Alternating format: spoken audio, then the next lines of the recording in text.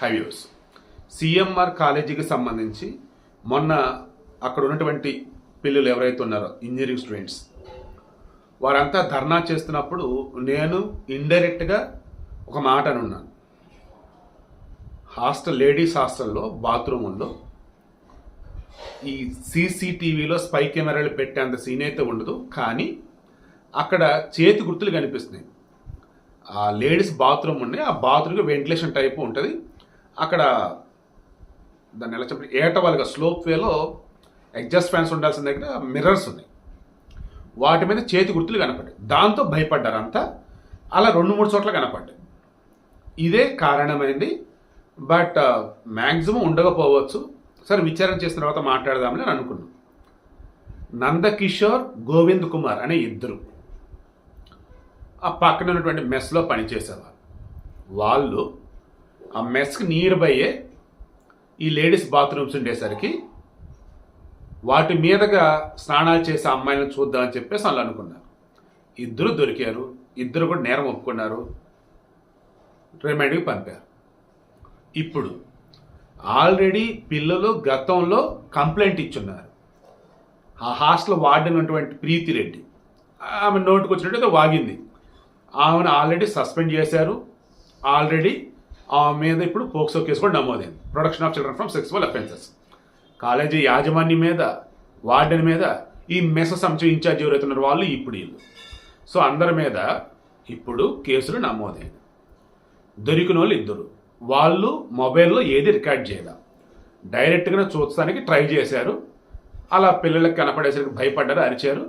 ఇక మొత్తానికి ఎవర్రా ఆ రోజు డ్యూటీలో ఉంది ఏంటని మొత్తం చేస్తే గోవింద్ కుమార్ అండ్ నందకిషోర్ అని తేలింది. ఇది సిఎంఆర్ కాలేజీకి సంబంధించి. సో స్పై కెమెరాలు లేవు.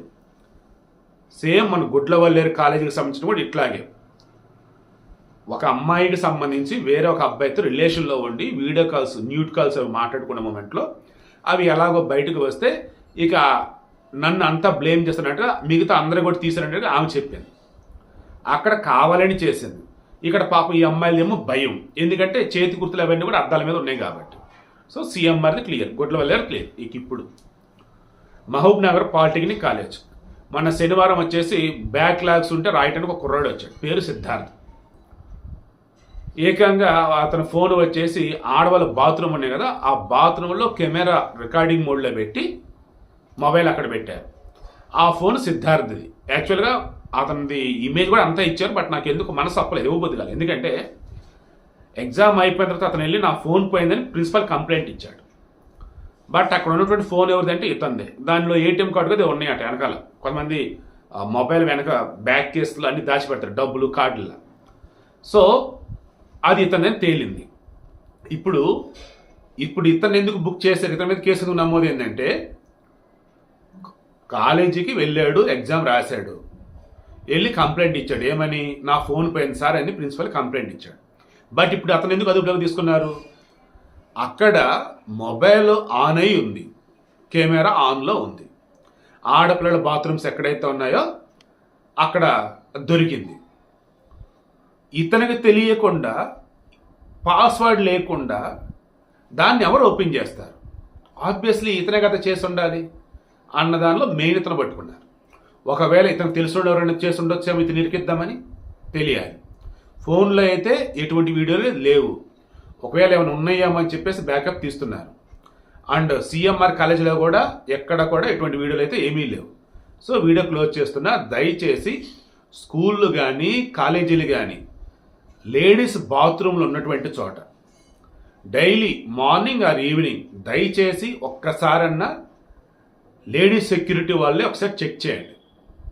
కెమెరాలు ఎక్కడైనా ఉన్నాయా లేదా కనుక్కునే టెక్నాలజీలు ఉన్నాయి కాబట్టి ఆ వేళ రీచెక్ చేయండి. ఈ ఆడవాళ్ళ బాత్రూమ్ సంబంధించి ఎట్టిపట్లో మగవారికి సంబంధించి వర్క్ చేసే వాళ్ళు ఎవరు కూడా దరిదాపు కూడా రావద్దు. ఆ రకంగా చూడండి. అండ్ ఆడవాళ్ళ హాస్టల్స్ అన్నప్పుడు చాలా చాలా జాగ్రత్తగా ఉండేలాగా ఖచ్చితంగా ఎక్కడి నుంచి అన్నా జాగ్రత్త చర్యలు తీసుకోండి.